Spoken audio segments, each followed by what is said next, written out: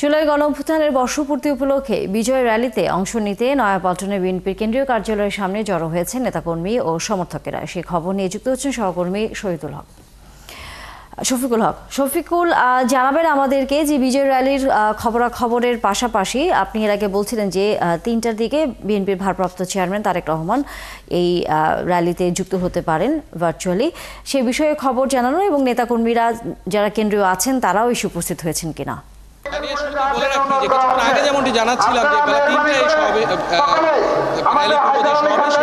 কথা ছিল, তবে বিএনপির ভারপ্রাপ্ত চেয়ারম্যান তারেক রহমান তিনি হয়তো অল্প কিছুক্ষণের মধ্যে এই আজকের র্যালি পূর্ব যে সমাবেশ সেই সমাবেশে যুক্ত হবেন এবং তার যুক্ত হওয়ার মধ্য দিয়ে আজকের এই সমাবেশের আনুষ্ঠানিক যে কার্যক্রম সেটা শুরু হবে এবং বক্তব্য রাখবেন প্রধান অতিথি হিসেবে বক্তব্য রাখবেন বিএনপির ভারপ্রাপ্ত চেয়ারম্যান জনাব তারেক রহমান। তার পরবর্তীতে বিএনপির মহাসচিব মির্জা ফখরুল ইসলাম আলমগীর আজকের এই র্যালির উদ্বোধন করবেন এবং তার উদ্বোধনের মধ্য দিয়ে আজকের যে বিএনপির যে বিজয় র্যালি গণঅভ্যুত্থানের বর্ষপূর্তিতে যে বিজয় র্যালির আয়োজন করেছে সেই র্যালিটি শুরু হবে।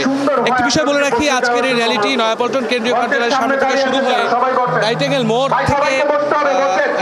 মোড় থেকে পল্টন হয়ে প্রেস ক্লাবের সামনে ঘুরে হাইকোর্টের সামনে থেকে মৎস্য ভবন মোড় দিয়ে শাহবাগে গিয়ে এই র্যালিটি শেষ হওয়ার কথা রয়েছে। এবং এই র্যালিতে আপনি জানেন যে ঢাকা মহানগর উত্তর ও দক্ষিণ ছাড়াও ঢাকা জেলার আশপাশের যে জেলাগুলো রয়েছে, ঢাকা বিভাগের আশপাশের যে জেলাগুলো রয়েছে সেই জেলা থেকেও কিন্তু বিপুল সংখ্যক নেতাকর্মী আজকের এই র্যালিকে সফল করার উদ্দেশ্যে এই নয়াপল্টনে জড়ো হয়েছেন এবং বিকেল 3টার এই আনুষ্ঠানিক আয়োজনটি শুরু হওয়ার কথা থাকলেও আমরা বেলা 12টার পর থেকেই দেখেছি যে নয়াপল্টনের সামনে যে সড়ক ফকিরাপুল মোড় থেকে শুরু করে নাইটিঙ্গেল মোড় থেকে বিজয়নগর পানির ট্যাঙ্কি যেই র্যালির অগ্রভাগ যেটি রয়েছে সেই পর্যন্ত পুরো নেতাকর্মীদের কিন্তু ছেয়ে গেছে এবং আমরা বলতে পারি যে জনসমুদ্রে পরিণত হয়েছে আজকের এই বিএনপির যে বিজয় র্যালি সেই বিজয় র্যালি। এবং আজকে অনেক নেতাকর্মীদের সাথে আমাদের কথা হয়েছে, তারা যেমনটি জানাচ্ছিলেন যে গতকাল আপনি জানেন যে প্রধান উপদেষ্টা জাতির উদ্দেশ্যে একটি ভাষণ দিয়েছেন এবং সেই ভাষণে প্রধান উপদেষ্টা আগামী ফেব্রুয়ারিতে যে নির্বাচনের সময়সীমা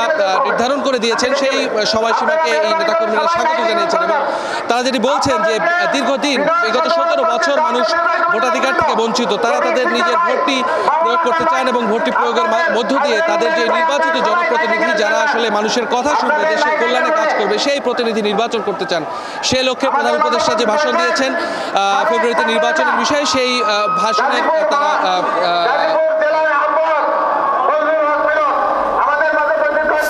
এবং আপনাকে আরেকটা বিষয় বলে রাখি যে অল্প কিছুর মধ্যেই আমরা দেখতে পাচ্ছি যে তারেক রহমান এই আজকের যে সংক্ষিপ্ত সভাটি এখানে অনুষ্ঠিত হবে সেই সভায় হয়তো অল্প কিছুর মধ্যে উপস্থিত হবেন এবং বিএনপি মহাসচিব মির্জা ফখরুল ইসলাম আলমগীর তিনিও মঞ্চের দিকে আসছেন। হয়তো অল্প কিছুর মধ্যেই এই আনুষ্ঠানিক যে কার্যক্রম সেই কার্যক্রম শুরু হবে। এই আজকে যে র্যালি পূর্ব যে সংক্ষিপ্ত সভাটি।